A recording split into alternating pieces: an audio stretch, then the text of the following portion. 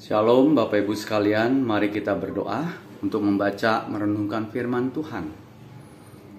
Tuhan Yesus, pimpinlah bacaan firman Tuhan yang kami mau renungkan pada hari ini.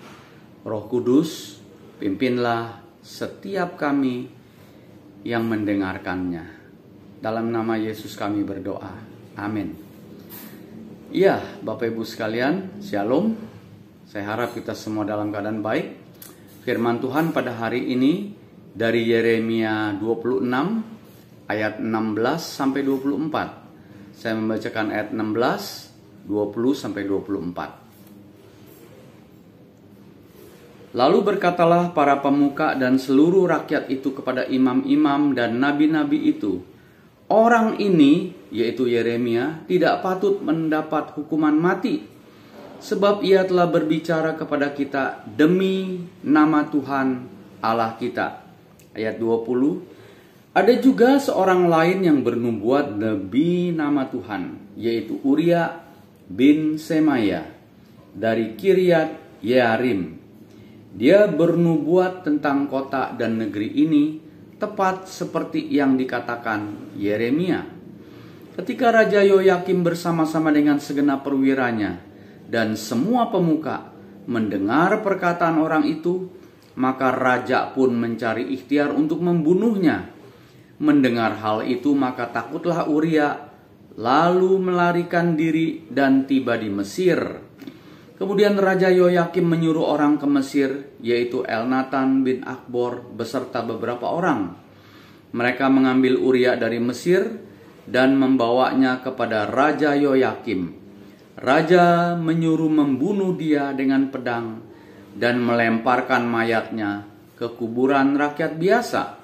Tetapi Yeremia dilindungi oleh Ahikam bin Safan, sehingga ia tidak diserahkan ke dalam tangan rakyat untuk dibunuh. Bapak Ibu, hari ini saya tidak tahu peran apa yang Tuhan berikan kepada saudara-saudara sekalian. Mungkin peran sebagai nabi, menyampaikan kebenaran firman seperti Yeremia. Sudah menyampaikan kebenaran firman Tuhan karena Israel tidak setia kepada Tuhan, menyembah berhala, hidupnya amoral, maka Yerusalem akan dimusnahkan. Setelah Yeremia menyampaikan firman Tuhan, justru para imam, para nabi dan seluruh rakyat marah, mau membunuh Nabi Yeremia. Tetapi para pemuka, yaitu orang-orang istana, katakan orang pemerintahan, justru mengatakan orang ini Yeremia tidak patut mendapatkan hukuman mati karena ia berbicara dalam nama Tuhan. Kemudian kita melihat lagi ada seorang lain yang Tuhan pakai untuk menyampaikan nubuat tentang hukuman bagi Yehuda, Yerusalem, yaitu Uria. Uria diancam oleh Raja Yoyakim, mau dibunuh. Jelas dong, manusiawi kalau takut. Maka Uria melarikan diri ke Mesir, tetapi dia dikejar, dijemput, dan dibunuh. Tetapi syukur Yeremia dilindungi oleh Ahikam bin Safan. Nah, pada hari ini, saudara-saudara sekalian, mungkin kita bersyukur karena Tuhan menjagai kita dengan kesehatan. Pakailah itu untuk memberitakan kasih Tuhan. Atau mungkin posisi kita seperti Uria. Setelah menyampaikan firman Tuhan kita takut. Mungkin takut karena penyakit. Mungkin takut karena keuangan. Mungkin karena takut hal-hal lain yang lain. Itu manusiawi Bapak Ibu sekalian. Kita tahu memang kekejaman daripada raja-raja Yehuda, termasuk juga Israel.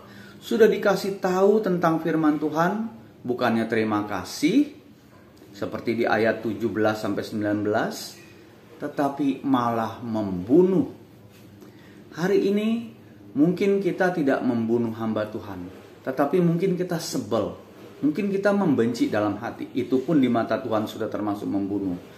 Baiklah pada hari ini kita memperbaiki pikiran kita, tingkah laku kita kepada sesama, kepada hamba Tuhan, kepada Tuhan. Agar kita kedapatan diberkati, dilindungi oleh Tuhan. Mari kita berdoa.